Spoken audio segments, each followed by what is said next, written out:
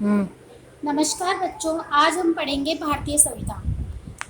भारतीय संविधान 26 जनवरी 1950 को स्वतंत्र भारत का संविधान लागू हुआ। संविधान किसी भी देश का मूल कानून होता है। यही नागरिक अधिकारों, मानव अधिकारों को परिभाषित करता है।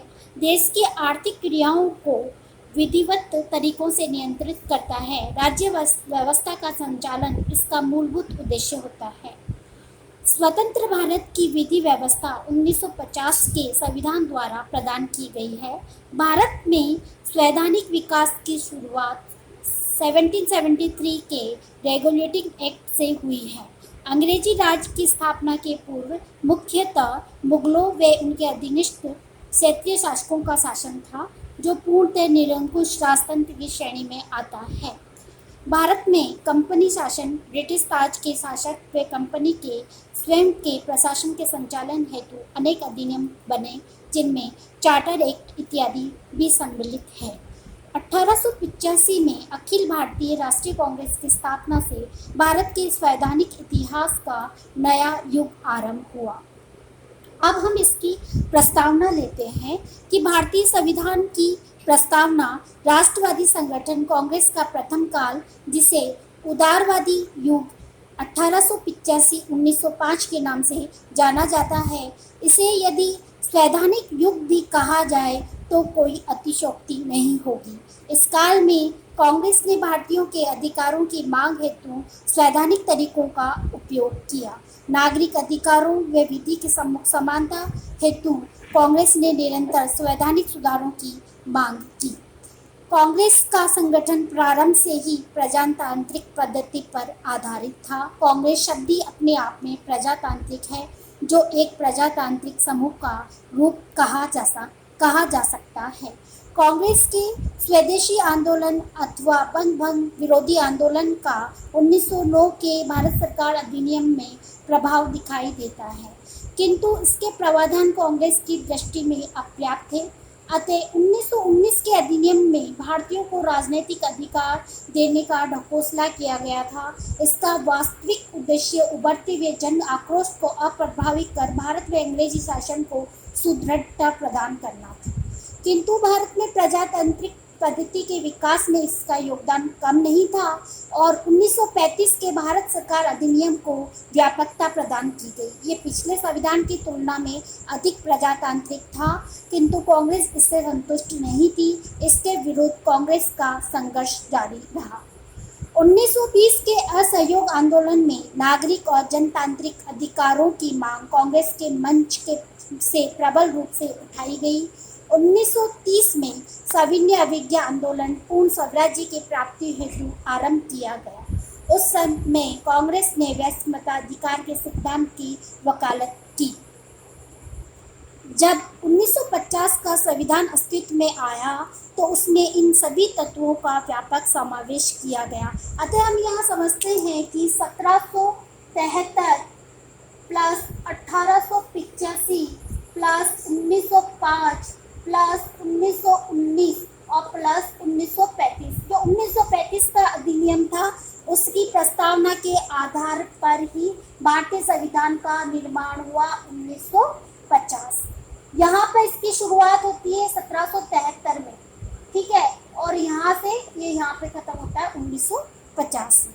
अब जो नेक्स्ट है वो है संविधान का निर्माण, कि किस प्रकार भारतीय संविधान का निर्माण हुआ। तो हमने इसको 3 चरणों में बांट दिया है: क्रिप्स मिशन, कैबिनेट मिशन और फिर है संविधान सभा। पहला है क्रिप्स मिशन। क्रिप्स मिशन 1942 में क्रिप्स मिशन की नियुक्ति के साथ संविधान निर्माण की प्रक्रिया आरंभ हुई। क्रिप्स मिशन ब्रिटिश की सरकार के मंत्रिमंडल के सदस्य थे। जब ब्रिटिश सरकार को ये विश्वास हो गया कि भारतीयों की मांगों की उपेक्षा अधिक समय तक टिक नहीं सकती, तो ब्रिटेन के तत्कालीन प्रधानमंत्री विंस्टन चर्चिल ने सर स्टैफर्ड क्रिप्स के नेतृत्व में एक प्रतिनिधि मंडल भारत भेजा, जिसे क्रिप्स मिशन के नाम से जाना जाता है। इसका एक ही उद्देश्य ये भी था कि द्वितीय विश्व युद्ध में कांग्रेस का सहयोग प्राप्त करना था। कांग्रेस ने द्वितीय विश्व युद्ध में बिना भारतीयों की राय के भारत को सम्मिलित करने का मुखर विरोध किया। इसके विरुद्ध में युद्ध की घोषणा के साथ ही विभिन्न प्रांतों में गठित कांग्रेस मंत्रिमंडलों ने इस्तीफे दे दिए। कांग्रेस के एक लोकप्रिय जनसंगठन था जो भारतीयों के विचारों का प्रतिनिधित्व करता था। इस खतरे से उभरने के लिए ब्रिटेन के प्रधानमंत्री चर्चिल कांग्रेस का युद्ध समर्थन व सहयोग चाहते थे। क्रिप्स मिशन को भारतीय नेताओं से विचार विमर्श करके भारत की भावी नीति निर्धारित करने व युद्ध में भारतीय सहयोग प्राप्त करने के उद्देश्य से भेजा गया था। उसके बाद आया कैबिनेट मिशन। द्वितीय विश्व युद्ध की समाप्ति के पश्चात मई 1945, तो यहाँ पर 1942 और यह कैबिनेट मिशन 1945 में ब्रिटिश सरकार ने भारत के संबंध में एक श्वेत पत्र जारी किया। इस पर आधारित जून-जुलाई 1945 में शिमला सम्मेलन हुआ जो असफल रहा। पुनः 19 सितंबर 1945 को भारत संबंधी नई नीति की घोषणा की गई जिसमें भारत को स्वतंत्रता प्रदान करने का प्रस्ताव सम्मिलित था। स्वतंत्र भारत के संविधान का स्वरूप निर्धारित करने के ध्येय से 19 फरवरी 1946 को कैबिनेट मिशन की नियुक्ति की गई। इसका उद्देश्य स्वतंत्र तथा संविधान निर्माण के प्रश्नों का हल करना था। 24 मार्च 1946 को कैबिनेट मिशन भारत पहुंचा और उसने भारतीय नेताओं के साथ विस्तार से बातचीत की। उसके बाद यहाँ पर हम तीसरे पॉइंट पे आते हैं, संविधान सभा। संविधान सभा कैबिनेट मिशन के अनुसार संविधान सभा के 389 सदस्य प्रस्तावित हुए जिनमें 296 सदस्य ब्रिटिश भारत से और 93 सदस्य रियासतों से रखना तय हुआ, किंतु आरंभ में सिर्फ ब्रिटिश भारत के सदस्यों को संविधान सभा में सम्मिलित हुए।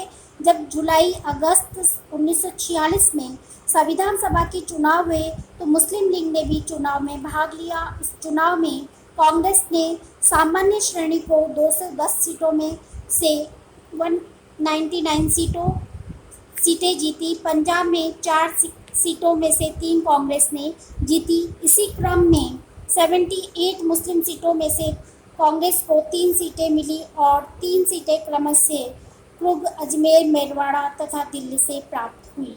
इस प्रकार कांग्रेस को कुल मिलाकर 208 सीटें प्राप्त हुई। संविधान सभा का विधिवत गठन नवंबर 1946 में पूर्ण हो गया।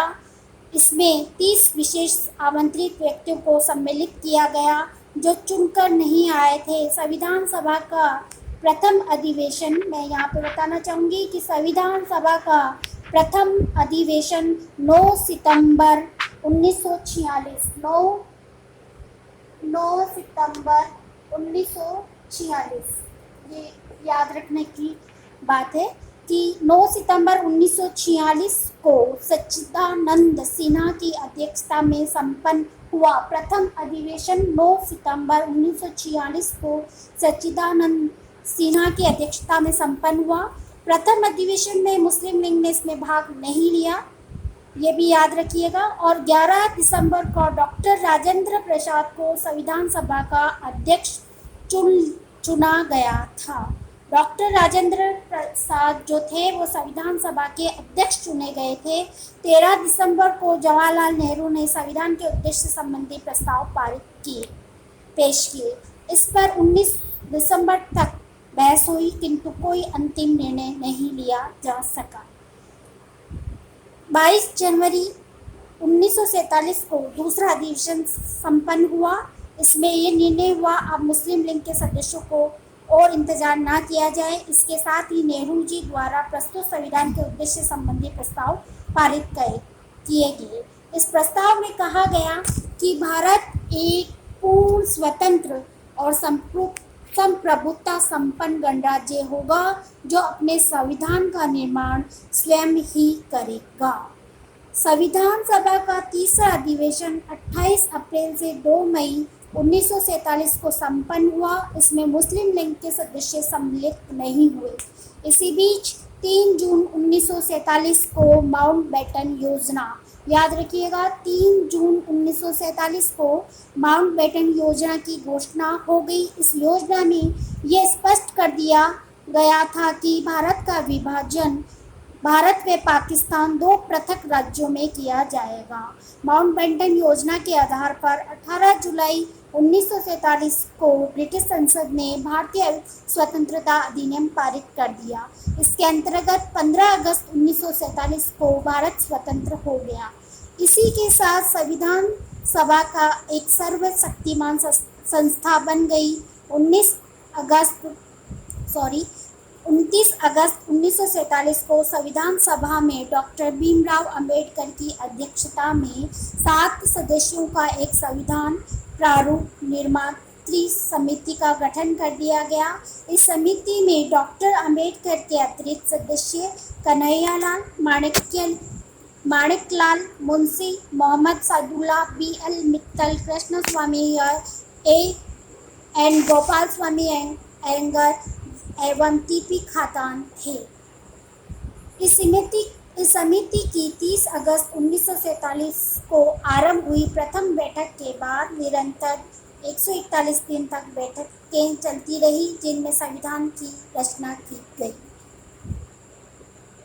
डॉक्टर अंबेडकर की अध्यक्षता में गठित संविधान प्रारूप समिति ने 315 धाराओं तथा 8 परिशिष्टों का संविधान प्रारूप तैयार करके 5 नवंबर 1948 को संविधान सभा के समक्ष प्रस्तुत कर दिया गया। इस प्रारूप का 3 बार संविधान सभा में वाचन के उपरांत अंत 395 धाराओं तथा 9 परिशिष्टों का संविधान 26 नवंबर 1949 को पारित कर दिया गया। परिशिष्टों की संख्या बढ़ गई है।